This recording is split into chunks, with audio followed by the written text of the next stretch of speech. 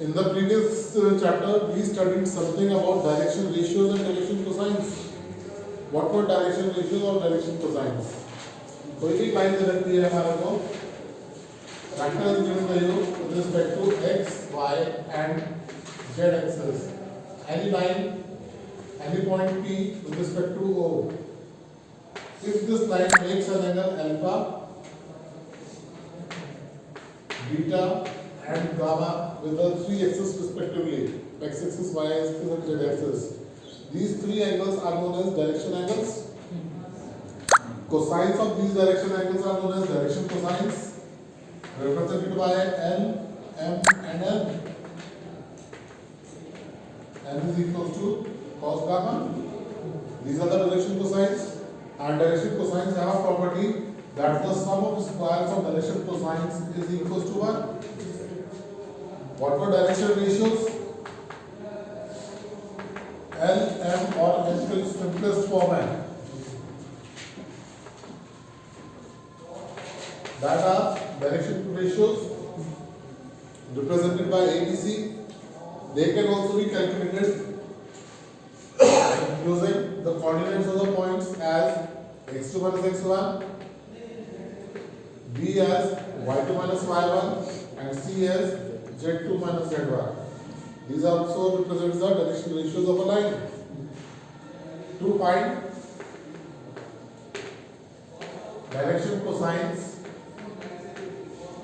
from direction ratios, so a upon under root a square plus b square plus c square, b upon root a square plus b square plus c square, and c upon root a square plus b square plus c square.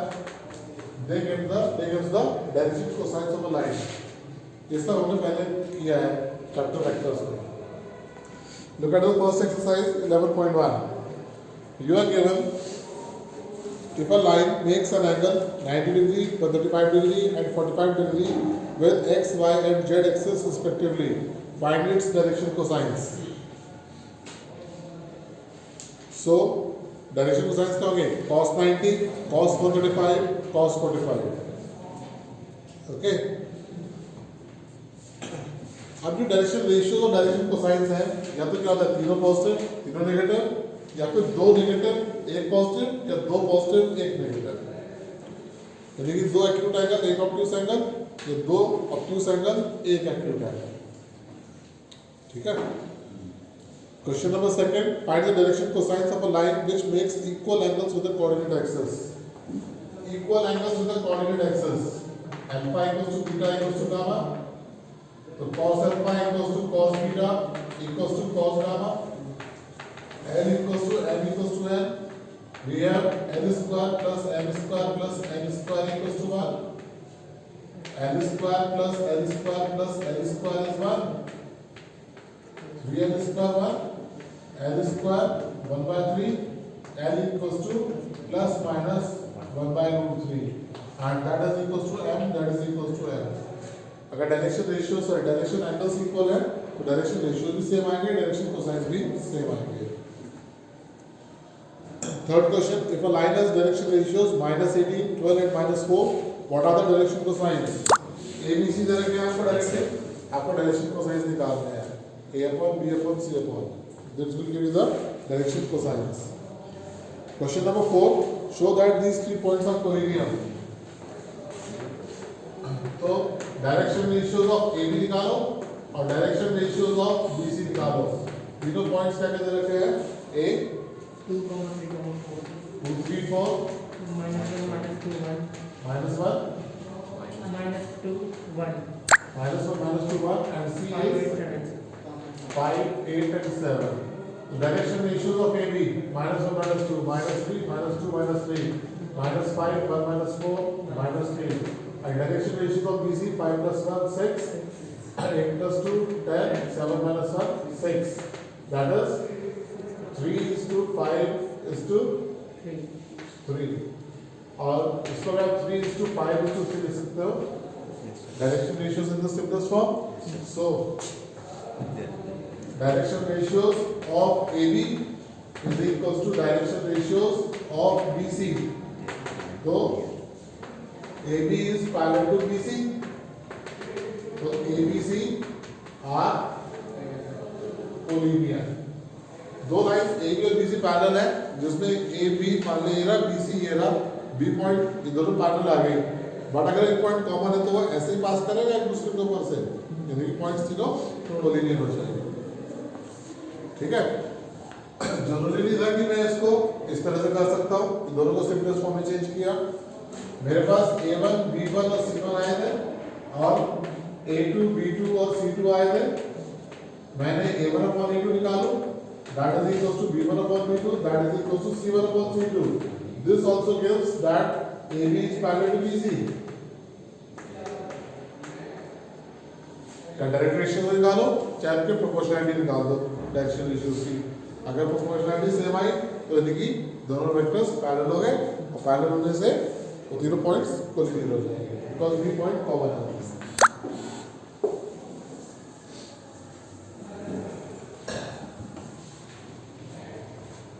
Question number 5. Find the direction cosines of the sides of a triangle whose vertices are this and this. Vertices of a triangle दे रखे हैं, और sides का direction cosine निकालना है। ABC, पहले AB के निकालो, फिर BC के निकालो, फिर CA के निकालो या AC के निकालो। तीनों साइड्स के डायरेक्शन रेशियोज ABC कैसे आएंगे? x2 - x1, y2 - y1, z2 - z1। उसके भी फिर उसके बाद डायरेक्शन कोसाइन निकाल दो तीनों को। क्लियर है? ये सब चीजें हम ऑलरेडी डिस्कस कर चुके थे। Now we come to the actual concept of 3-dimensional geometry. हमारे पास 3D ज्योमेट्री में दो टॉपिक्स हैं, एक है स्ट्रेट लाइंस और एक है planes.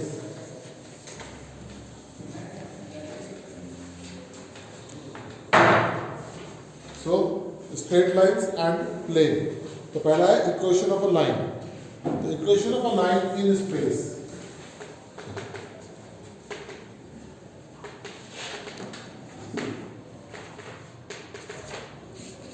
Equation of line in space. हमने क्लास 11 में पढ़ा था equation of straight line in 2 dimensions पढ़ा था। यहाँ पर 3 डायमेंशंस है, तो हम 3 डायमेंशंस में इक्वेशन ऑफ लाइन निकालना चाहते हैं। So, equation of a line in space can be uniquely determined in only 2 cases. The first case, if we know that it is passing through a point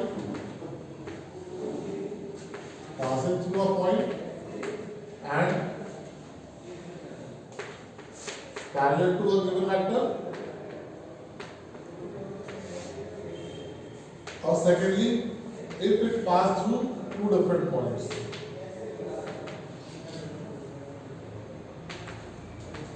Passing through 2 different points. So, पहले वाले equation of a line passing through a point and parallel to a given vector.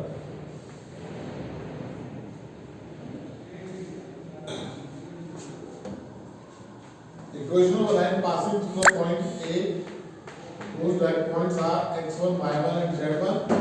And it has been parallel to a given vector B, whose direction ratios are A, B and C respectively.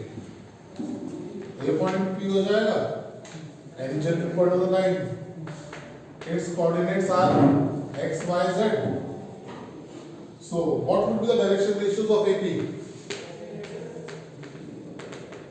X minus x1, y minus y1. And z minus z1. Direction ratios of B कितना आएगा? A B C.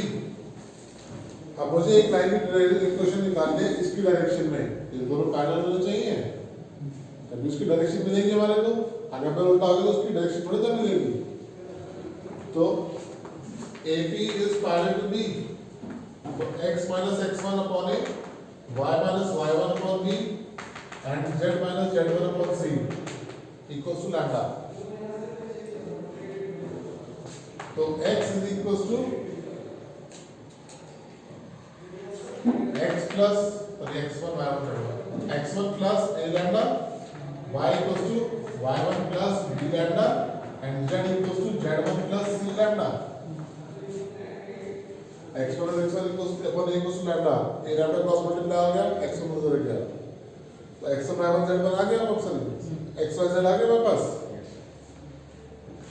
अब P point के coordinates को अरे मैं लिखता हूँ P point को, तो क्या होगा xi plus yj plus zk, इस P पॉइंट को मैं r से रिप्रेजेंट कर रहा हूँ, r वेक्टर r, तो r is equal to xi plus yj plus zk, r की value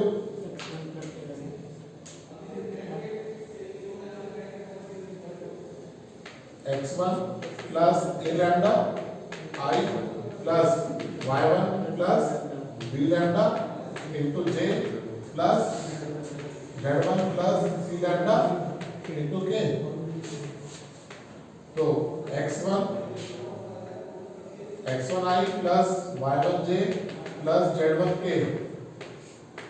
plus lambda into ai plus bj plus ck, तो r is equal to a plus lambda b, xi plus yj plus zk क्या है, a vector है, और ai plus bj plus ck क्या है, b vector है, तो r is equal to a plus lambda b, ये मेरे पास क्या आ गई, इक्वेशन ऑफ लाइन आ गई। This is the equation of line in vector form and this is the equation of line in Cartesian form. इससे ये लाया ना, क्या मैं इससे ये ला सकता था, सेम को उल्टा करता ही आ जाता। ये कंडीशन कहाँ से आई थी, लाइंस पैरेलल थी इसलिए आई थी। ये कंडीशन अगर वो लाने तो कहाँ से लाता मैं, ये दोनों पैरेलल है, तो मैं क्या कहता AP is parallel to B, तो AP is equals to lambda times of B। AP क्या होगा, P minus A equals to lambda B, P equals to A plus lambda B, हो जाएगा P equals to A plus lambda B, आया। तो आप किसी भी तरीके से प्रोसीड कर सकते हो। क्वेश्चंस में आपको जो दिया हुआ यूज, वो आपको वेक्टर फॉर्म में कार्टेशियन फॉर्म कुछ भी दिया हो सकता है, आपके ऊपर बात है कि आप क्या यूज करना चाहते हैं। अगर आप कार्टेशियन फॉर्म में कन्वर्ट कन्वीनियंट है तो अपनी वेक्टर फॉर्म को कार्टेशियन फॉर्म में कन्वर्ट करो, सिंप्लीफाई करो, और लास्ट में वेक्टर फॉर्म को कार्टेशियन फॉर्म को वापस वेक्टर फॉर्म में कन्वर्ट कर दो, हो सकता है। आप वेक्टर फॉर्म में कन्वीनियंट है, आप वेक्टर लेके चलो, वेक्टर से कंप्लीट कर लो, कोई प्रॉब्लम नहीं है। आपको क्वेश्चन कार्टेशियन फॉर्म में दे रखा है, आप वेक्टर फॉर्म में कन्वीनियंट है, आप उसको वेक्टर फॉर्म में चेंज करो, क्वेश्चन करो, लास्ट में कार्टेशियन में चेंज कर दो, नो प्रॉब्लम। मतलब any form will be given and you can do it with any form, ठीक है। लास्ट में जो फॉर्म गिवन होगी उस फॉर्म में आंसर जोड़ सकते हैं, ठीक है। कन्वर्जन बहुत इजी है उसका। Is the thing clear? First one, same way if we need to find the equation of a line passing through 2 points, equation of line through 2 points, A और B पॉइंट में रखते हैं हमारे को, तो R is equals to A plus lambda into B minus A, R is equals to A plus lambda into B minus A।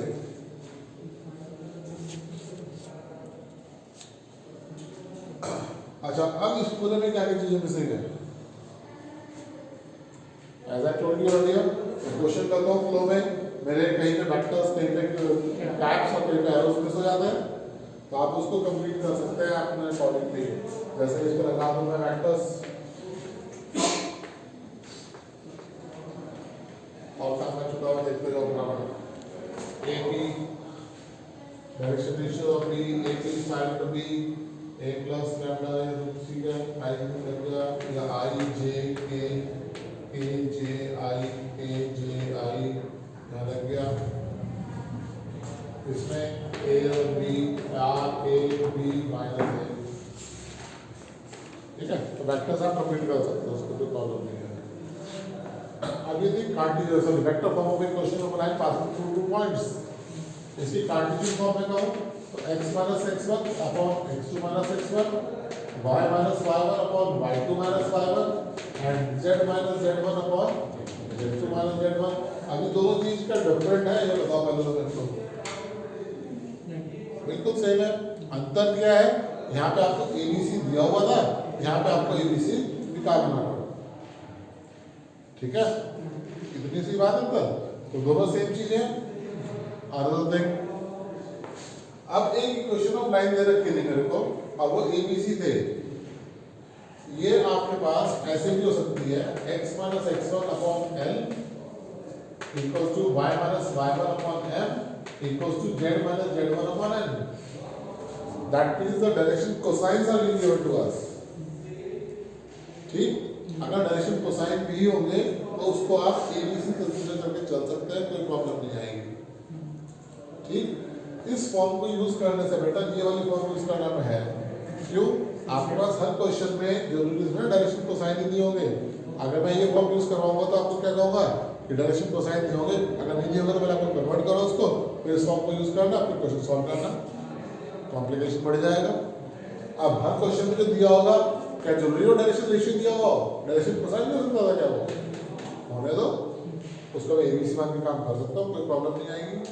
Elements को मैं ABC मान सकता हूँ, बट एबीसी को मैं एलिमेंट्स नहीं मान सकता। ठीक है, direction cosines can be treated as direction ratios, but direction ratios can not be treated as direction cosines. तो इसलिए सारा काम एबीसी में करना बेटर है। अगर उसने पूछा है कुछ हमसे डायरेक्शन कोसाइन के लिए, तो उसके अकॉर्डिंगली हम लास्ट में कन्वर्ट कर सकते हैं बहुत इजीली उसको। Clear? So equation of a line two ways, passing through a point parallel to given vector, Cartesian form, vector form, equation of a line passing through 2 points, vector form, Cartesian form. Is the thing clear? Can I rub it? Huh? Possible. Now, angle between two lines.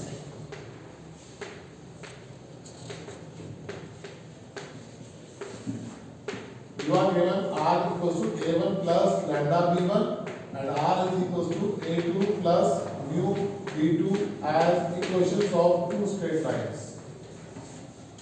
What does these two b1s and b2s represent? b1 b2 क्या है दोनों? Directions of the line. Passing through a point in a direction of a given vector. Passing through a point in a direction of given vector. अब इन दोनों directions के बीच का जो angle है, वो इन दोनों लाइंस का भी एंगल होगा। एक लाइन की पास कर दी थी, इसके पैरेलल है, एक लाइन यहाँ जा रही है, इसके पैरेलल है, तो जो इन दोनों का एंगल है वो इन दोनों का एंगल होगा।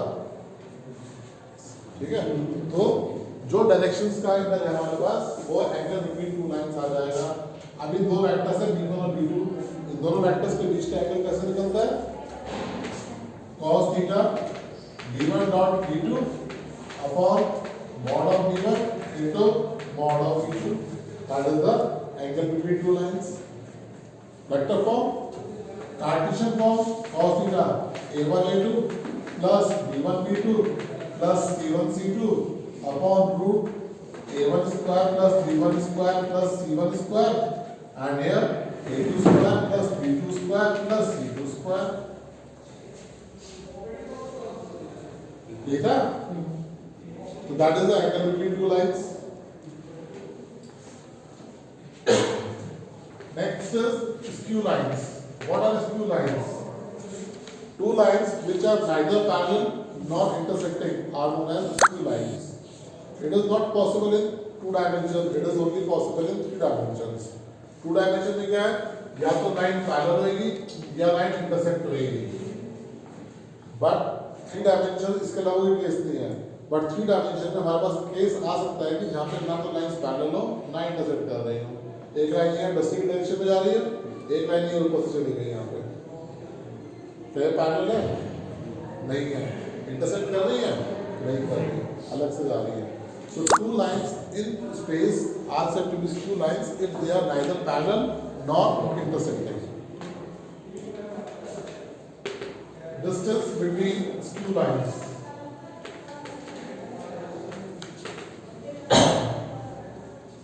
B is equals to A2 minus A1 dot B1 cross B2 upon mod of B1 cross B2.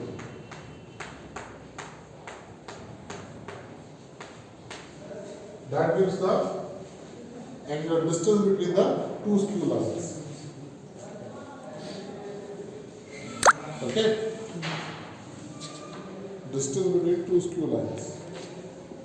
इसकी कार्टेशियन फॉर्म लिखनी है. इसकी कार्टेशियन फॉर्म होती है x2 minus x1, y2 minus y1, z2 minus z1 upon b1 a1 b1 c1 a2 d2 c2 whole upon I j k a1 b1 c1 a2 b2 and c2. That is the partition form.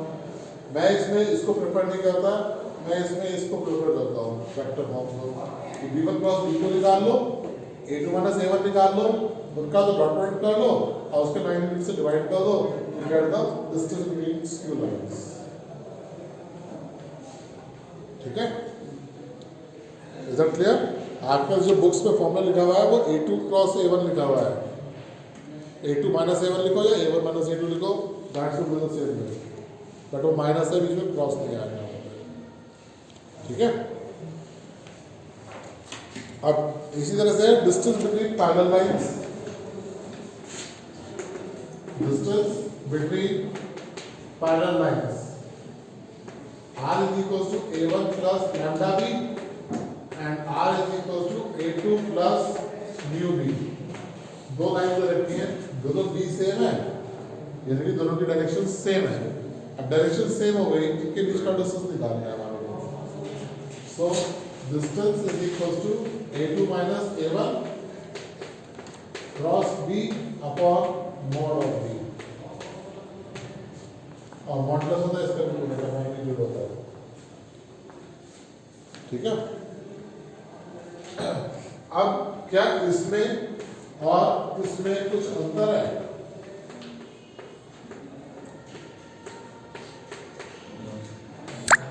अंतर वैसे देखा जाए तो अंतर है.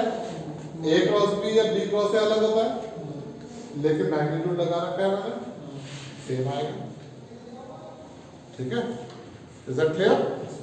So distance between two parallel lines, distance between these two lines, and angle between two lines. Our exercise is based on these things only.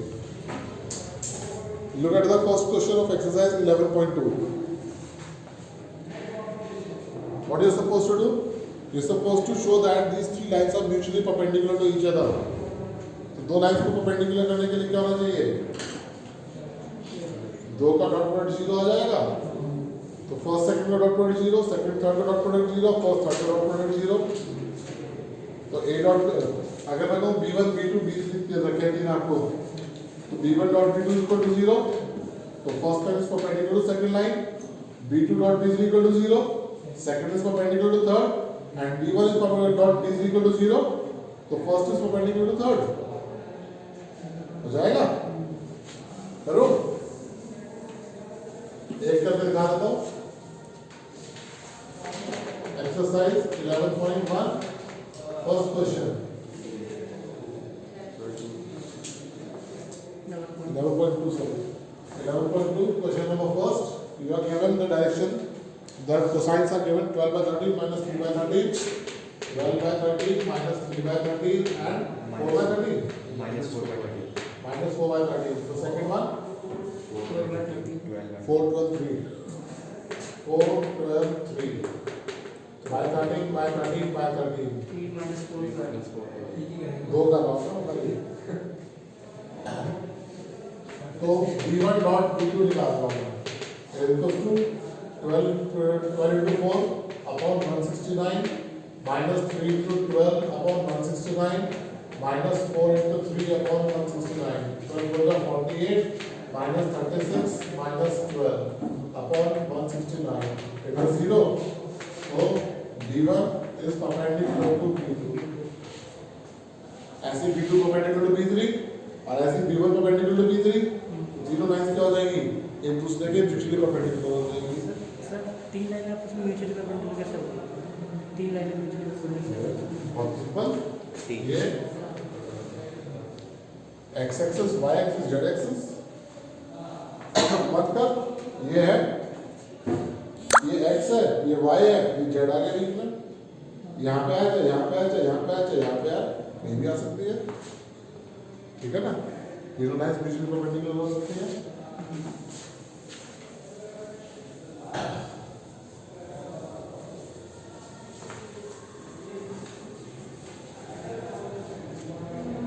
Question number second, show that the line through the point this and this is perpendicular to the line through this and this. So direction ratios of AB and direction ratios of BC दोनों निकल जाएंगे। उसके बाद AB dot BC निकालो, 0 आ गया तो क्या होगा, दोनों लाइन्स परपेंडिकुलर हो गई। क्वेश्चन थर्ड पैरेलल प्रूव करना है, तो AB is lambda times of BC या फिर A1 upon A2 equals to B1 upon B2 equal to C1 upon C2। Question number 4. Find the equation of a line passing through a point 1, 2, 3. Point 1, 2, 3 and parallel to a vector whose and parallel to vector 3i plus 2j minus 2k 3i plus 2j minus 2k। आप directly निकाल सकते हो, चाहे vector form चाहे Cartesian form. बोलो पहले मैं vector form निकालने के लिए लिख रहा हूँ।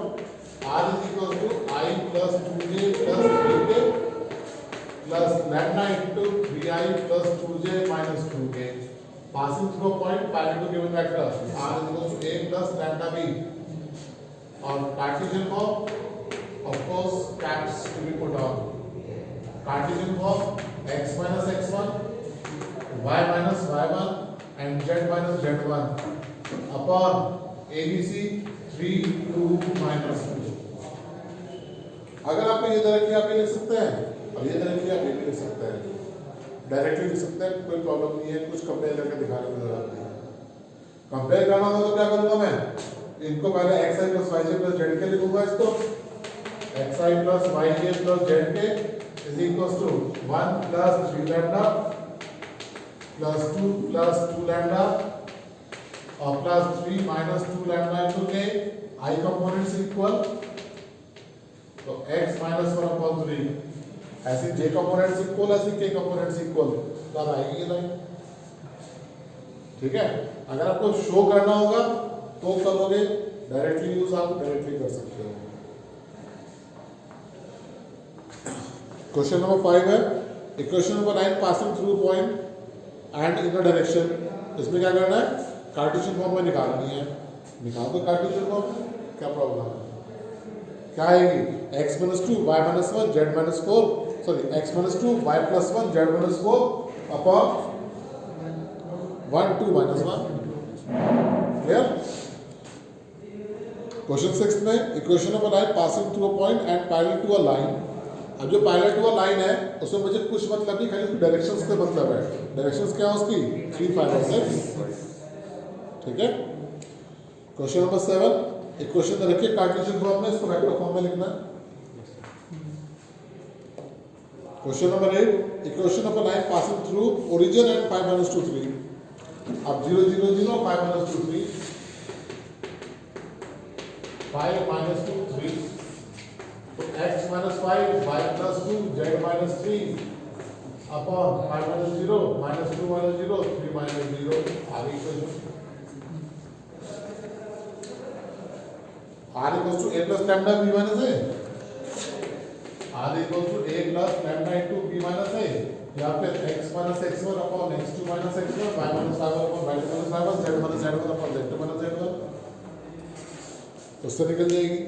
Question 9 also the same way। 10th और 11th क्वेश्चन में आपको एंगल निकालना है बिटवीन टू लाइंस का। तो r equals to a plus lambda b दे रखा है और r equals to a2 plus lambda b2 दे रखा है।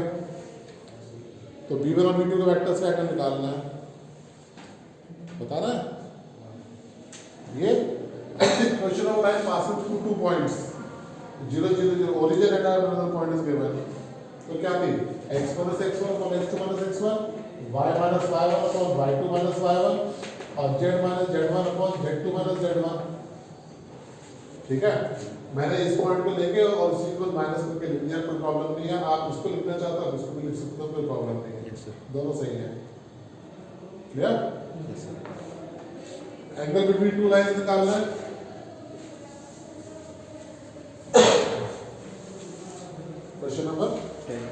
10. Angle between two lines r equals to 2 pi minus 5 plus k plus lambda into 3 plus 2 plus 6k and r is equals to 7 I minus 6K 6 K k plus mu into I plus 2J plus 2K I plus 2j plus 2K 2k. So cos theta is equal to vi plus 2j plus 6k dot I plus 2j plus 2k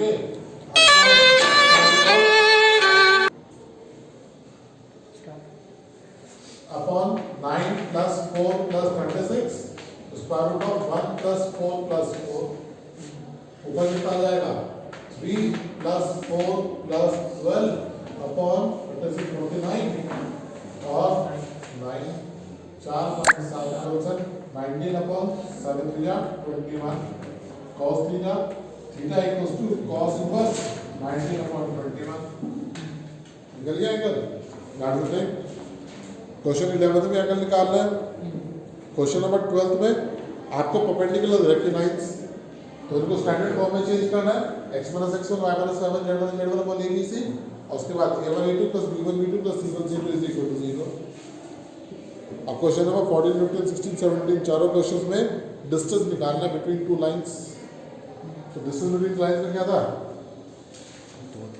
distance is equal to a2 minus a1 dot b1 plus b2 upon mod of b1 plus b2 Yes, sir. अब पूरे का magnitude clear try कर लीजिए question जो नहीं आएगा फिर बता दूंगा आपको